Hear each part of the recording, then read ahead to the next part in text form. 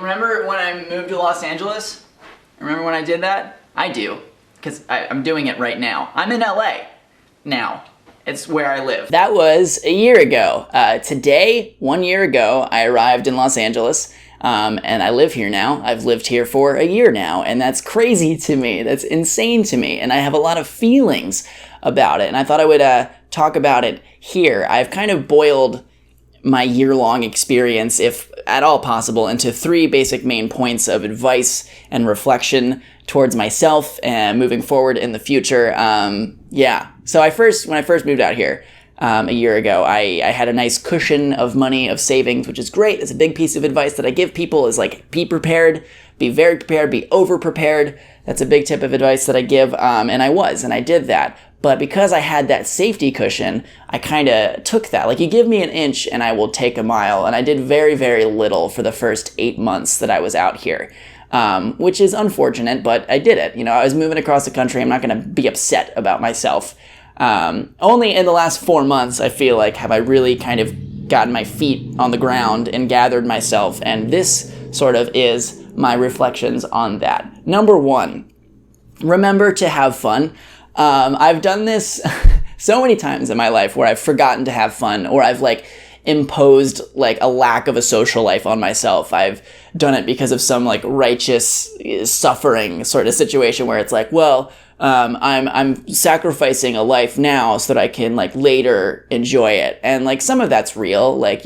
Sometimes you have to make sacrifices and choices, and that's totally fine. But it's important to remember that you are allowed to enjoy life now, even if you're not exactly where you want to be. In fact, you have to, because otherwise you're just going to be so angry and sad all the time and tired, and that's not a state of life that is good or exciting or fun. And in fact, it almost hinders the other part of it, especially as a creative person, because if you're just locked in at all times with no fun, the creative well is going to dry up quickly. And that's happened to me. Recently it's happened to me. The well has been dried up, and you just gotta remember to live life, and that life is there, it's happening, and you're not just a spectator, you're an active participant, and you have to actively participate in order to have it. You had to do stuff about it, which is a nice segue into number 2 tip, which is work hard. You know, I didn't really work too hard when I first moved out here. I'm not going to beat myself up over it. I say it all the time, I'm not going to do that. I could very easily beat myself up over it, but I'm not going to. But in the last few months, I've reawakened this sort of self-imposed value on working really, really hard.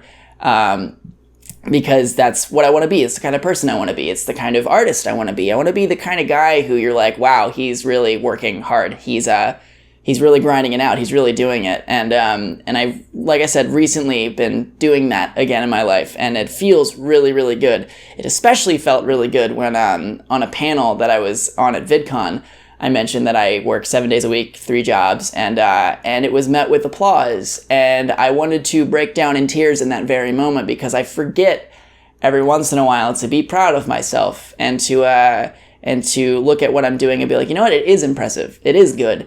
I just do it. I get locked in, which is, there are worse things in the world than being a workaholic, because I'm productive. I get things done. But when you're so single focused on the work, you forget that you're allowed to be wow, this is cool that I'm doing this. You're allowed to be proud of yourself. And that was a good moment for me. But it just sort of sort of stated exactly what it is that I want to do. And it's as a person, I want to work hard. I want to be someone who goes for it.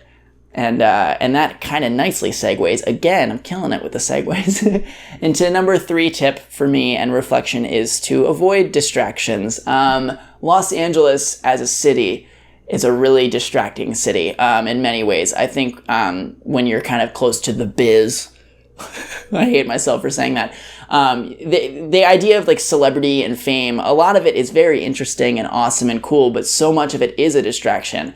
It's a distraction from the work, because what it is I want to do is not, I don't want to be famous just to be famous. I would like to be known for what it is that I do and what it is that I make. And that's sort of what I think a lot of people forget out here. And it's so easy to forget out here when you're surrounded by VIP parties and private screenings and and like the heavy sponsorships and like all this kind of crazy stuff, you know, you're surrounded by it, and it's so easy to be like, oh, I want that, because it's like a drug almost that you're chasing. It's like you want people to like feed you with like attention and all that is so many people go through that. I think every person on some level wants that, but it's a distraction, you know, because I came out here to do work. You know, I came out here to make things. I came out here to make connections with people. And sometimes to facilitate that, you know, you're in this weird world. But a lot of it, like I said, it is a distraction. And that's something I would like to avoid moving forward. And yeah, that's about it. You know, I'm excited. It's been a year.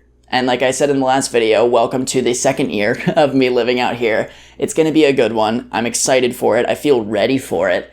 And yeah, I just wanted to get on here, talk about my feelings a little bit.